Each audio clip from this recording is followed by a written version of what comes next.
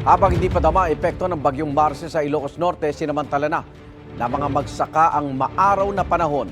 Sa bayan ng Bacara, nagbilad na ng mga palay ang mga magsasaka. Sako-sako na raw ang kanilang ibinilad habang hindi pa umuulan para matiyak na meron silang reserba sakali mang sumama ang panahon. Nag-ani na rin ang mga magsaka sa bayan ng Pasukin. Sa mga nagdaang bagyo, maraming tanim nila ang nasira. Kaya ngayon, habang maaga pa, inani na nila ang kanilang mga palay.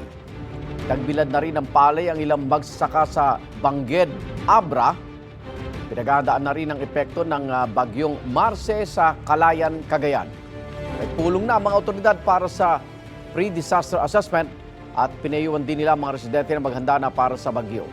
Ang ilang mangingisda inilagay na sa mataas na lugar ang kanilang mga bangka.